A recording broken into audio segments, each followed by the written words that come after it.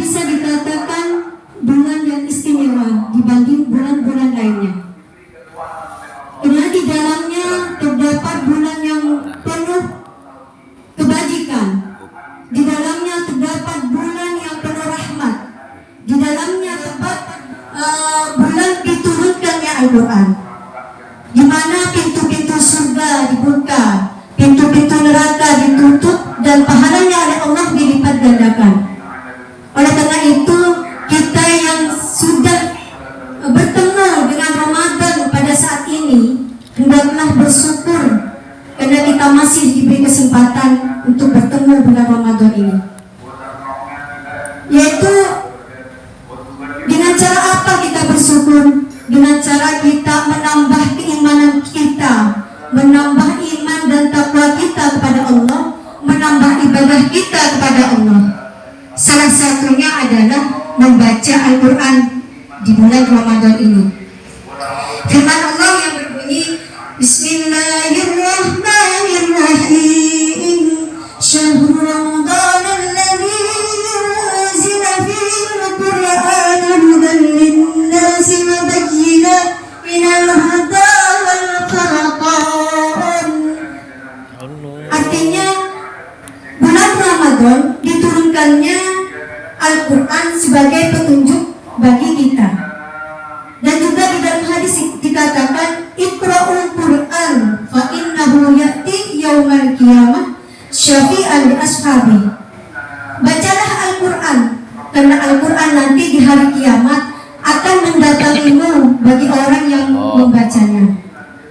Maka dari itu, mari kita di bulan Ramadan ini kita berbanyak mencari pahala yang sebanyak-banyaknya. Kita berbanyak membaca Al-Quran, di mana kalau sebelum bulan Ramadan kita jarang atau tidak sempat untuk membaca Al-Quran atau tidak sempat untuk menghatamkannya, maka di bulan Ramadan yang penuh mustajabah, yang penuh dengan pahala yang dilipat gandakan pada saat ini, mari kita membaca Al-Quran, diistiqomahkan setiap harinya. Kalau bisa dalam satu bulan Ramadan ini kita hatam beberapa kali.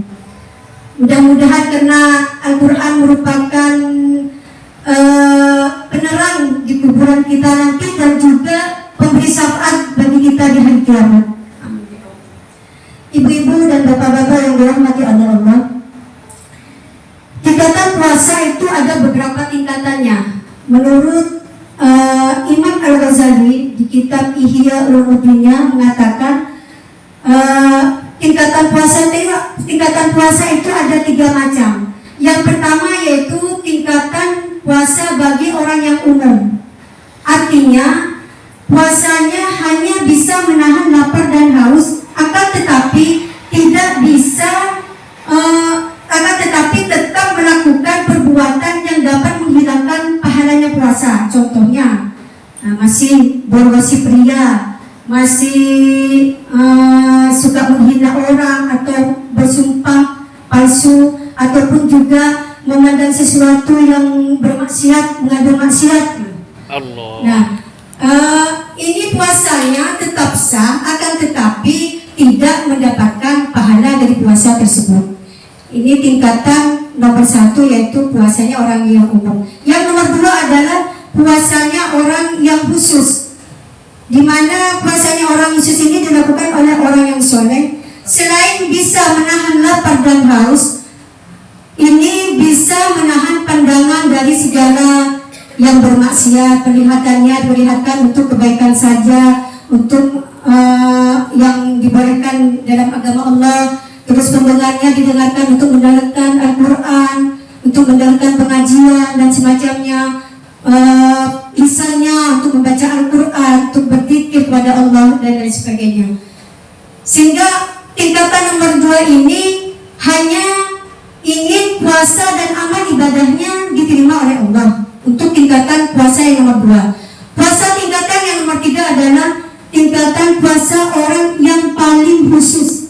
Orang yang paling khusus ini yang dilakukan bagi para nabi, para sahabat nabi, para aulia, para muqarribin yang dekat dengan Allah, yang hanya semata-mata ibadah dan akhirat, tidak memikirkan dunia.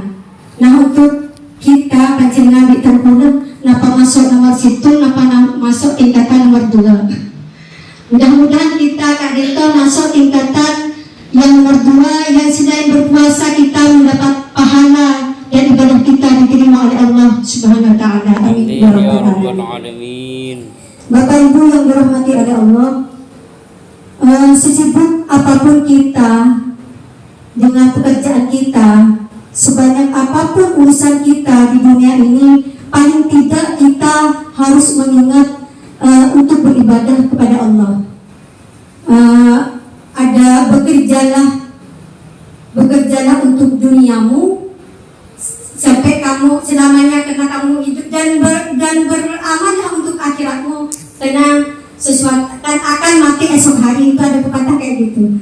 Nah, itu maksudnya kita bekerja untuk dunia kapan saja bisa ditunda, karena kita akan hidup selamanya. Akan tetapi kalau masalah dunia masalah akhirat, kita harus mengerjakannya langsung, jangan ditunda seperti itu. Nah, oleh karena itu mari kita di bulan Ramadan yang penuh barakah ini, kita cari amal yang sebanyak-banyaknya, kita cari ibadah dan pahala yang sebanyak-banyaknya, karena untuk bekal kita di akhirat nanti.